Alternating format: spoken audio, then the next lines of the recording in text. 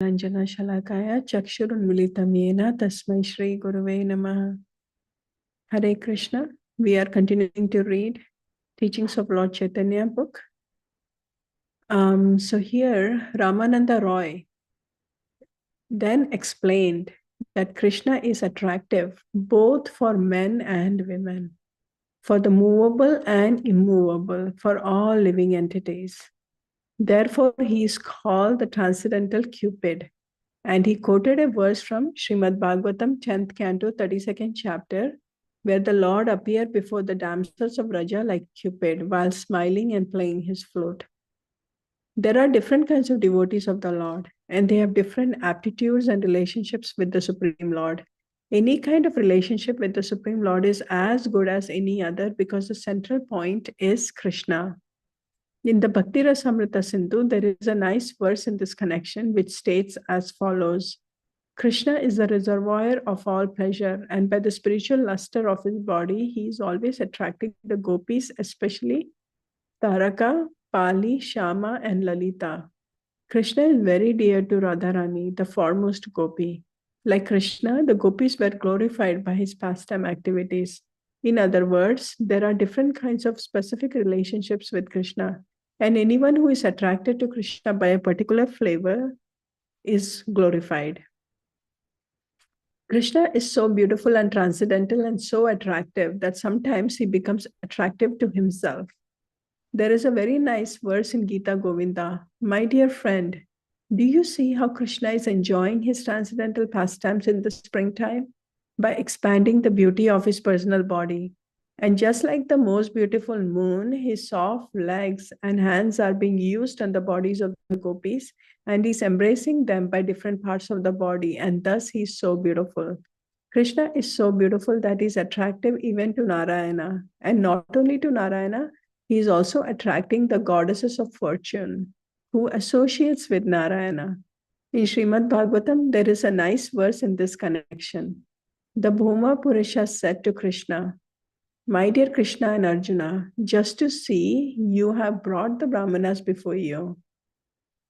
This is in connection with Arjuna's attempts to save some youth who he heard had died ultimately at Dwarka. And when he failed to save them, Krishna took him to the Bhuma Purusha. And when the Bhuma Purusha brought forth these dead bodies as living entities, he expressed feelings in his words. Both of you appeared for the preservation of religious principles in this world and to annihilate the demonic persons. In other words, the Bhuma Purusha was also attracted by the beauty of Krishna, and under some pretext, he wanted to see Krishna, and this pastime was invented by him. There is another nice verse in the Srimad Bhagavatam,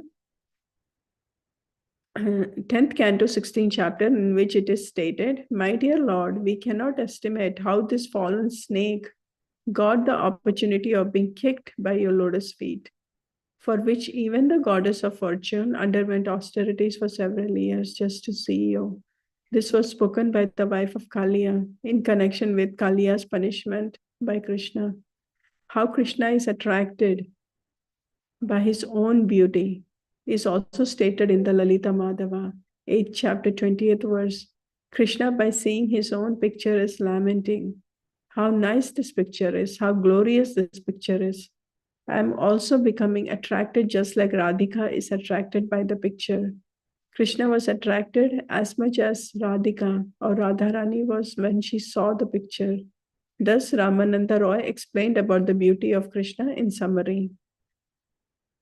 He again began to speak about the spiritual energy of Krishna headed by Srimati Radharani. It is said that Krishna has immense expansions of energy, out of which three energies are predominant. One is called internal energy, the second is called external energy, and the third is called marginal energy or the living entity. This is confirmed in the Vishnu Purana, 6th chapter. Vishnu has one energy, which is called spiritual energy, and it is manifested in three ways.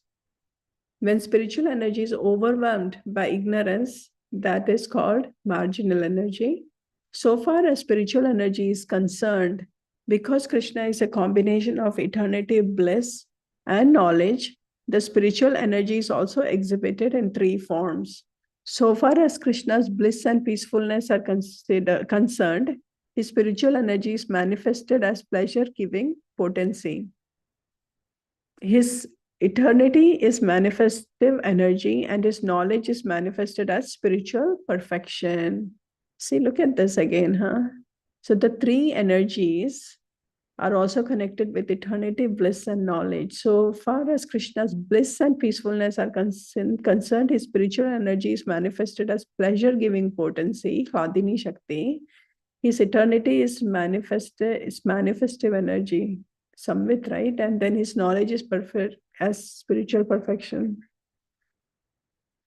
It is confirmed in the Vishnu Purana, first canto, 12th chapter. The pleasure potency of Krishna can give transcendental pleasure and bliss. Therefore, when Krishna wants to enjoy pleasure, he exhibits his own spiritual potency known as Hladini. Krishna, in this spiritual form, enjoys the spiritual energy, and that is the sum and substance of the Radha Krishna pastime. Elevated devotees can understand these Radha Krishna pastimes only. From the ordinary platform, one should not try to understand this Radha Krishna potency and their pastimes. People only misunderstand it as being material. I think we can stop here. All of these paragraphs are like loaded, right? So in the beginning, we started off reading that Krishna's beauty was being explained, that Krishna is so beautiful. And all the gopis and everybody, whoever came, everybody contact with Krishna, it was so beautiful. And it's also explained about the pastime where Bhuma Purusha is also, he got attracted. Basically, the whole setup was done just because he wanted to really come in front of Krishna and just able to admire him, right? So that's why the whole pastime was also done. And then also it talks about how not only just others get attracted to Krishna, Krishna is all attractive. That's what Krishna mean. But even Krishna himself is attracted by his own beauty, right? So that's also been explained, because in Srimad Bhagavatam also it is explained where there was a pastime where he is looking at his own reflection and he gets very attracted to that. So that's about him, Krishna being so beautiful. And Ramananda Roy is basically having this conversation with Chaitanya Mahaprabhu, and that's where he's explaining all of this. Moving on, the next section we read is about the three energies of the Lord. As we all know, there is the spiritual energy, and then there is the material energy, and then there is the marginal tatastha shakti. So these three are there.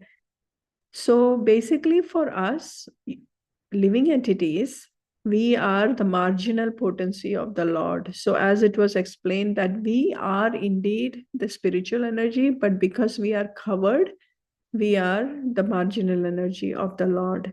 And we go back and forth as we are experiencing, right? When we are close in contact with spiritual activities and all of that, we can completely feel the spiritual energy within us. But however, anytime we are indulged so much in the materialistic things or things like that, we completely can be away from the spiritual energy and we can be in the material world. So that's why we are called that marginal, because we kind of swing back and forth between the material and the spiritual. So that's what has been explained. And then further on, it was explained that what is Hladini Shakti? Hladini Shakti is that energy, the superior energy, the internal energy of the Lord, which is basically there in order to give pleasure to the Lord. And Radharani is also manifestation of that Hladini Shakti, because Radharani actually is the Shakti is there in order to give pleasure to the Lord. So that's what we saw just now today. And then again, this discussion is going to continue, but that basically is explaining the energies of the Lord.